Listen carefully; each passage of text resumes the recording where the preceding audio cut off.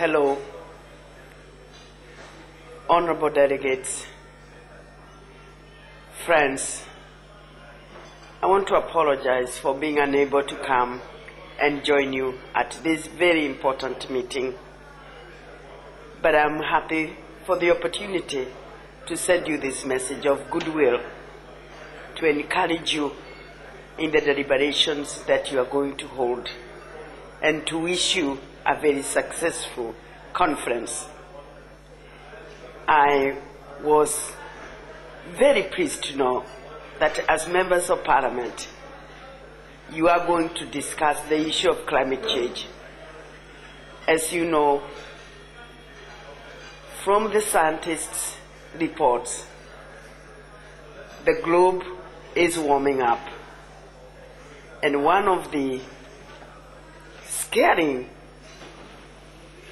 aspects is the impact that is being projected,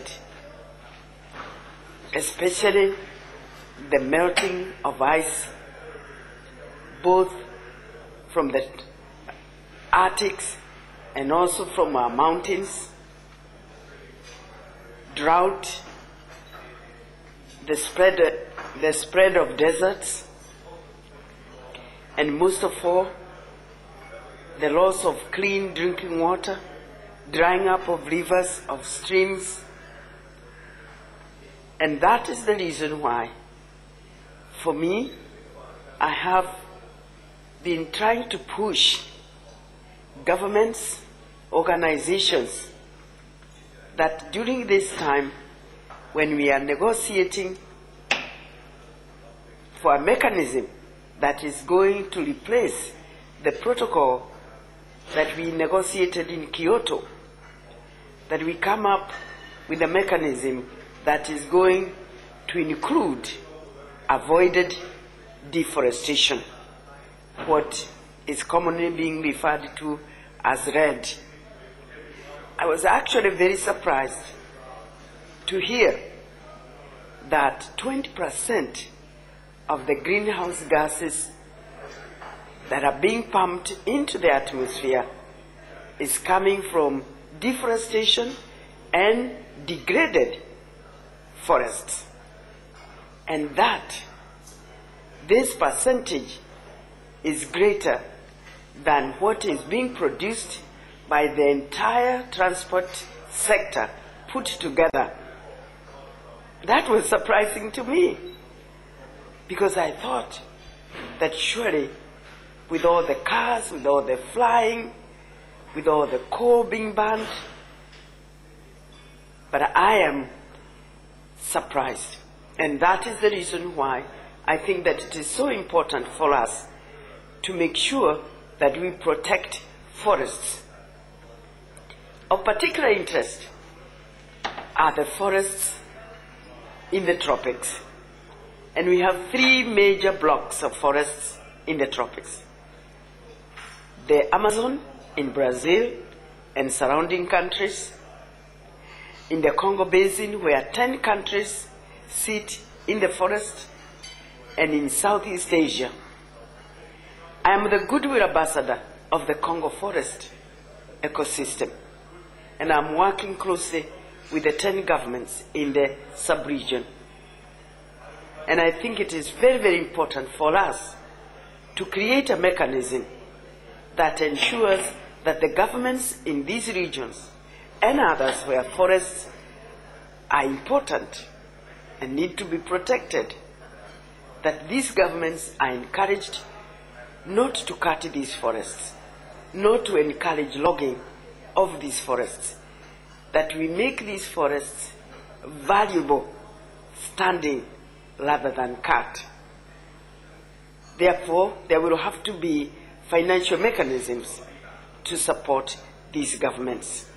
I know negotiations are going on, and they will come to an end in Copenhagen next year. So as members of parliament, you have a very important role and a great opportunity to influence the government, to put in laws that protect the environment. As we now know, environmental degradation and peace are closely linked. I have been trying to pass this message everywhere in the world. And I have suggested that it is important for us to change our mindset, to rethink the linkage, and see how when the environment is destroyed, when resources are depleted, we begin to compete over these resources, and in our competition, a conflict ensues. And we have several conflicts in the world. In fact, when you think of most conflicts right now in the world, they are over resources. They are over who will access these resources, who will control these resources, who will be allowed to use them, and who will be excluded. And those who are excluded, those who are marginalized, sooner or later will seek justice. And when they do so, they may destabilize peace. So we know that taking care of our resources, managing our resources in a responsible way, in an accountable way, and sharing these resources in an equitable way is a very important path towards peace, sustainability, and development. So I want to encourage you. I would very much like to continue this discussion and see how we can support each other, how we can encourage each other as we move forward. But in the meantime, I want to send you the warmest greetings and wish you the very best in this very important conference. Thank you.